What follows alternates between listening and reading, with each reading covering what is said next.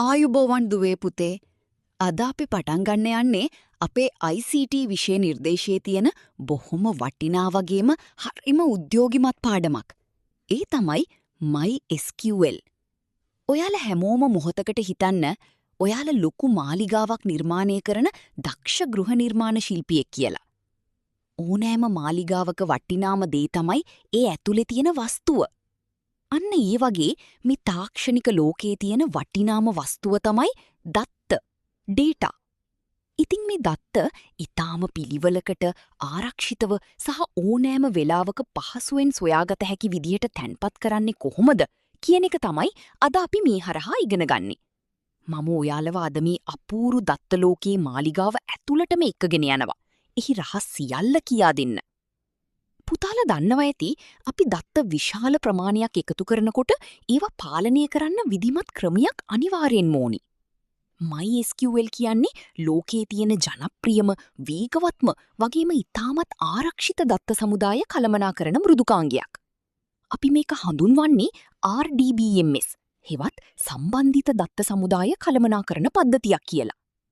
SQL භාෂාව හරියට මාලිගාවේ නීති පොත වගේ. එහි ප්‍රධාන කොටස් 4ක් තියෙනවා. DDL මගින් වගුවල ව්‍යුහය නිර්මාණය කරනවා. DML මගින් දත්ත ඇතුළත් කිරීම සහ විනාශ කිරීම කරනවා. DCL මගින් දත්තවල ආරක්ෂාව සහ අවසර ලබා දීම පාලනය කරනවා. වගේම VDL මගින් දත්ත අපිට පෙනෙන ආකාරය තීරණය කරනවා. මේ කොටස් 4ම එකතු වුණාම තමයි සම්පූර්ණ පද්ධතියම ක්‍රියාත්මක වෙන්නේ. දැන් අපි මේ මෘදුකාංගය ඇතුළටම ගිහින් වැඩ පටන් ගමු. මුලින්ම MySQL ටර්මිනල් එක විවෘත කරලා ඔයාගේ රහස් මුරපදිය ලබා දෙන්න ඕනි.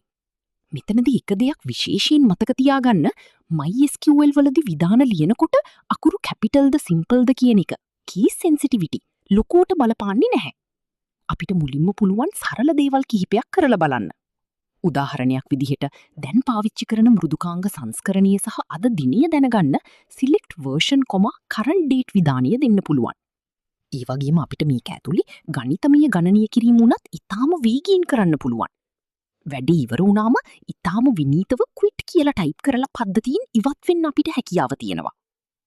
අපි මාලිගාවක් හදන්න කලින් සිමෙන්ති, ගල්, වැලි වගේ අමුද්‍රව්‍ය හඳුන ගන්න ඕනි වගේම දත්ත සමුදායක් හදන්න කලින් දත්ත වර්ග, data types ගැන හොඳ අවබෝධයක් තියෙන්න ඕනි. සංඛ්‍යාත්මක දත්ත සඳහා අපිට int, tiny int වගේ ඒවා තියෙනවා. ඒ වගේම දශම සංඛ්‍යා සඳහා float හෝ decimal පාවිච්චි කරනවා. දිනය සහ වේලාව සටහන් කරන්න date, time සහ date time වගේ විශේෂිත දත්ත වර්ග තියෙනවා. නම් සහ ලිපින වගේ අක්ෂර ගබඩා කරන්න අපි වාචා පාවිච්චි කරනවා. මොකද ඒකේ දිග අවශ්‍යතාවය අනුව වෙනස් වෙන්න පුළුවන්. ස්ථාවර දිගක් තියෙන දේවල් වලට විතරක් අපි චා පාවිච්චි කරනවා. මේ අමුද්‍රව්‍ය නිවැරදිව තෝරා ගැනීම තමයි සාර්ථක දත්ත සමුදායක පදනම. දැන් අපි ඇත්තටම අපේ නිර්මාණය පටන් ගමු. මුලින්ම බලමු දැනට මේ පද්ධතිය ඇතුලේ තියෙන දත්ත සමුදායන් මොනවාද කියලා. ඒකට show databases කියන විධානය භාවිතා කරනවා. අපිට අලුතින් ශිෂ්‍ය තොරතුරු ගබඩා කරන්න ඕනි නම් create database student කියලා අලුත් දත්ත ගබඩාවක් නිර්මාණය කරගන්න පුළුවන්. හැබැයි මතක තියාගන්න, එකක් හැදුවා කියලා විතරක් මදි. ඒක ඇතුළට ගිහින් වැඩ කරන්න නම් use student කියලා විධානය දෙන්නම ඕනි. ඔයාට යම් වෙලාවක මේ දත්ත සමුදාය තවදුරටත් අවශ්‍ය වෙන්නේ නැත්නම් ඒක මුළුමනින්ම ඉවත් කරන්න drop database student කියන ප්‍රබල විධානය පාවිච්චි කරන්න පුළුවන්. දත්ත සමුදායක් ඇතුලේ දත්ත ඇත්තටම තැන්පත් වෙන්නේ වගු, tables විදිහටයි. මේක හරියට මාලිගාව ඇතුලේ තියෙන විවිධ කාමර වගේ. අපි හදමු pet කියලා වගුවක්. අපි සුරතලුන්ගේ තොරතුරු තියාගන්න. ඒකේ නම සඳහා name, ස්ත්‍රී පුරුෂභාවය සඳහා sex සහ උපන්දිනය සඳහා birth කියන තීරු columns අපි නිර්මාණය කරනවා. මේ සඳහා create table pet, name වාචා 20, sex char 1, birth date කියන කීතිය ලියනවා. වගුව හදලා ඉවර වුණාම ඒකේ ව්‍යුහය අපි හිතපු විදිහටම තියෙනවාද කියලා සැකහැර දැනගන්න describe pet විධානය භාවිතා කිරීම හරිම වැදගත්. මේකින් අපිට වගුවේ ඇතුළාන්තිය පැහැදිලිව පෙනෙනවා. දැන් පුතාලා හිතන්න එකම පන්තියේ එකම නම තියෙන ශිෂ්‍යයෝ දෙන්නෙක් ඉන්නවා කියලා. මේ දෙන්නව පටලවා ගන්නේ නැතුව වෙන් කරලා අඳුරගන්න අපිට මොකක් හරි අනන්‍ය දෙයක්, unique identifier එකක් ඕනේ නේද? අන්න ඒකට තමයි අපි ප්‍රාථමික යතුර primary key පාවිච්චි කරන්නේ. වගුව හදන වෙලාවෙදීම අපිට පුළුවන් යම් තීරුවක් ප්‍රාථමික යතුර විදිහට නම් කරන්න. හැබැයි වගුව හදලා ඉවර වෙලා පස්සේ ඒක එකතු කරන්න ඕනේ වුණොත් අපිට ඕල්ටර් ටේබල් විධානය පාවිච්චි කරලා ඒක කරන්න පුළුවන්. ප්‍රාථමික යතුරක් කියන්නේ දත්ත සමුදායක තියෙන විශ්වාසනීයත්වය සහ අඛණ්ඩතාව රැකගන්න තියෙන වැදගත්ම මෙවලමයි. අපි හදන මාලිගාවී කාමර දෙකක් අතර සම්බන්ධයක් තියෙන්න ඕනි වගේම වගු දෙකක් අතරත් සම්බන්ධතාවක් තියෙන්න ඕනි. ඒකට තමයි අපි ආගන්තුක යතුරක් ෆොරින් කී පාවිච්චි කරන්නේ. උදාහරණයක් විදිහට ශිෂ්‍යයාගේ තොරතුරු තියෙන වගුව සහ ඔහු කරන ක්‍රීඩා ගැන තියෙන වගුව සම්බන්ධ කරන්න ශිෂ්‍යයාගේ අංකය ID ආගන්තුක යතුරක් විදිහට පාවිච්චි කරන්න පුළුවන්. මෙතනදී මතක තියාගත යුතු වැදගත්ම දෙයක් තමයි මේ වගේ සම්බන්ධතාවක් ඇති කළාම ඒක අහම්බු ලෙස ඉවත් කරන්න බෑ. ආගන්තුක යතුරක් මකනවා නම් ඒකට දීලා තියෙන විශේෂිත කන්ස්ට්‍රේන්ට් නාමය භාවිතා කරන්නම ඕනි. මේකින් දත්ත අතර තියෙන සම්බන්ධය ඊටාම තදින් ආරක්ෂා වෙනවා. හරි. දැන් අපි මාලිගාවත් හදලා කාමරත් වෙන් කරලා ඉවරයි. දැන් තියෙන්නේ වටිනා වස්තුව හේවත් දත්ත මේ කාමර ඇතුළට පුරවන එක. ඊකට අපි පාවිච්චි කරන්නේ insert into විධානය. අපිට පුළුවන් එකින් එක දත්තපේලි ඇතුළත් කරන්න නැත්නම් එකම විධානයෙන් දත්තපේලි කිහිපයක් වුණත් ඇතුළත් කරන්න. හැබැයි ඔයා ගාව දැනටමත් නෝට්පෑඩ් එකක වගේ සේව් කරපු විශාල දත්ත ගුණයක් තියෙනවා නම් ඒක එකින් එක ටයිප් කර කර ඉන්න ඕනේ නැහැ. load data local in file කියන විධානය පාවිච්චි කරලා ඊ මුළු ගුණුවම එකවරම අපි SQL වගුවට ඇතුළත් කරගන්න පුළුවන්. මේකෙන් අපි කාලය ගොඩාක් ඉතිරි වෙනවා. දැන් තමයි මේ පාඩමේ තියෙන රසවත්ම සහ ප්‍රායෝගිකම කොටසට එන්නේ. අපි දත්ත ගබඩා කළාට විතරක් මදි. අපිට ඕන වෙලාවක ඒවා ආපහු බලන්නත් ඕනේ නේද? ඒකට තමයි සිලෙක්ට් විධානය පාවිච්චි කරන්නේ. ඔයාට වගුවේ තියෙන හැම දෙයක්ම බලන්න ඕන නම් තරුව ඇස්ටරිස්ක් ලකුණ පාවිච්චි කරන්න පුළුවන්. ඒත් ඔයාට ඕනේ විශේෂිත තොරතුරු කිහිපයක් විතරක් නම් ඒ තීරුවල නම් විතරක් සඳහන් කරලා දත්ත ලබා ගන්න පුළුවන්. මේක හරියට මාලිගාවේ තියෙන විශාල වස්තු ගබඩාවෙන් ඔයාට ඒ මොහොතේ අවශ්‍ය දේ විතරක් තෝරාගෙන එළියට ගන්නවා වගේ වැඩක්. මේ විධානය තමයි දත්ත සමුදායක් එක්ක වැඩ කරනකොට අපි නිතරම පාවිච්චි කරන්නේ.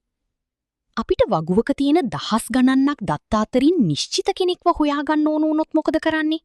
අන්න ඒ වෙලාවට අපි පෙරණයක් ෆිල්ටර් පාවිච්චි කරනවා. SQL වලදී ඒකට කියන්නේ where අන්තර්වාක්‍ය කියලා. අපිට පුළුවන් නම අනුව, වයස අනුව, හෝ ඕනෑම කොන්දීසියක් අනුව දත්ත පෙරා ගන්න. උදාහරණයක් විදිහට දිල්ෂාන් කියන නම තියෙන අය විතරක් හොයන්න පුළුවන්. ඒ වගේම and o වගේ තර්ක පාවිච්චි කරලා කොන්දීසි කිහිපයක් එකවර පරීක්ෂා කරන්නත් පුළුවන්. යම් කොන්දීසියකට අයිති නැති දේවල් හොයන්න නම් not විධානය පාවිච්චි කරනවා.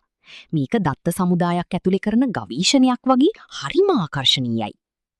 දත්ත ටික අපිට ලැබෙනකොට ඊව පිළිවෙලකට තිබුණොත් බලන්න හරිම පහසුයි නේද? අකුරු පිළිවෙලට හෝ සංඛ්‍යාත්මක අගයන් වැඩිවන පිළිවෙලට සකස් කරන්න අපි order by විධානය පාවිච්චි කරනවා.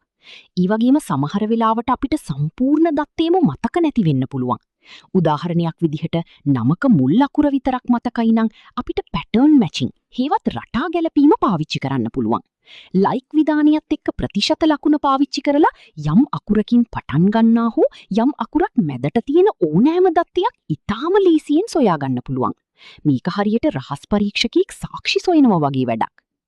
අපි වැඩ කරගෙන යනකොට අපිට හිතෙන්න පුළුවන් අපි මුලින් හදපු වගුවේ ව්‍යුහය පොඩ්ඩක් වෙනස් කරන්න ඕනේ කියලා. ඒ කියන්නේ අලුතින් තීරුවක් එකතු කරන්න, තිබුණ එකක් මකන්න, නැත්නම් දත්ත වර්ගය වෙනස් කරන්න වගේ දේවල්. ඒකට තමයි alter table උදව් වෙන්නේ. මේක හරියට අපි හදපු මාලිගාවට පස්සේ කාලෙක තව කාමරයක් එකතු කරනවා වගේ. නැත්නම් තිබුණ කාමරයක ජනේලයක් ලොකු කරනවා වගේ වැඩක්. අපිට වගුව මුල ඉඳන් හදන්න ඕනේ නැහැ. මේ විධානය පාවිච්චි කරලා තියෙන වගුව ඕනම වෙලාවක අපිට අවශ්‍ය විදියට නවීකරණය කරගන්න පුළුවන්. දැන් මම ඔයාලට කියන්නේ හරිම කල්පනාවෙන් කරන්න ඕන වැඩක් ගැන. ඒ තමයි දත්ත යාවත් කාලීන කිරීම, අප්ඩේට් සහ මැකීම, ඩිලීට්. යම් ශිෂ්‍යයෙක්ගේ ලිපිනය වෙනස් වුණොත් අපිට අප්ඩේට් පාවිච්චි කරලා ඒක නිවැරදි කරන්න පුළුවන්. කවුරු හරි පද්ධතියෙන් ඉවත් වෙනවා නම් ඩිලීට් පාවිච්චි කරලා ඒ දත්ත මකන්න පුළුවන්. හැබැයි මතක තියාගන්න මේ විධාන දෙකේදී ව්‍යා කියන කොන්දේසිය පාවිච්චි කරන්න අමතක කරොත් මුළු වගුවේම තියෙන දත්ත ඔක්කොම වෙනස් වෙනවා. නැත්තම් මැකී යනවා. ඒ නිසා මේක හරියට සැත්කමක් කරනවා වගේ ඉතාම අවධානයෙන් කළ යුතු දෙයක්. අවසාන වශයෙන් අපි ඉගෙන ගන්නේ දත්ත සමුදායක තියෙන ප්‍රබලම සබඳතා ගැනයි. කැස්කේඩ් ක්‍රමය හරහා ප්‍රධාන වගුවක දත්තයක් මැකුවොත් ඒකට සම්බන්ධ අනිත් වගුවල දත්තත් ඉබේම මැකී යන විදිහට පද්ධතිය සකස් කරන්න පුළුවන්. ඒ වගේම ජොයින්ස් පාවිච්චි කරලා වගු කිහිපයක තියෙන දත්ත එකතු කරලා එකම වාර්තාවක් විදිහට බලන්නත් අපිට පුළුවන්. ඉතින් පුතේ අද අපි MySQL වල මූලිකම දේවල් ටික ඉගෙන ගත්තා. මේක හරියට මහා සාගරයක් වගේ විෂයක්. අපි අද ඉගෙන ගත්තේ ඒකේ වෙරළට ආපු රළ ටිකක් විතරයි. මේ ඉගෙනගත්ත දේවල් ප්‍රායෝගිකව කරලා බලනකොට ඔයාට තීරෙයි මේක කොච්චර වටිනා විෂයක්ද කියලා. මේ දැනුම ඔයාලගේ විභාගයට වගේම අනාගත වෘත්තීය ජීවිතයටත් ලොකු ශක්තියක් වේවි. මොනවා හරි ප්‍රශ්න තියෙනවා නම් නැවත මෙම වීඩියෝ එක බලලා ඒවා නිරවුල් කරගන්න. තවත් මෙවැනි වැදගත් වීඩියෝ නැරඹීම සඳහා දැන්ම එකතු වෙන්න අපේ channel එකත් සමග. මං හිතනවා මේ වීඩියෝ එකකින් ඔයාලට දැනුමට යමක් එකතු කරගන්න ඇති කියලා. එහෙනම් like කරලා, comment කරලා යාළුවන්ටත් බලන්න මේ වීඩියෝ එක share කරන්න. හැමෝටම සුබ දවසක්. ස්තුතියි.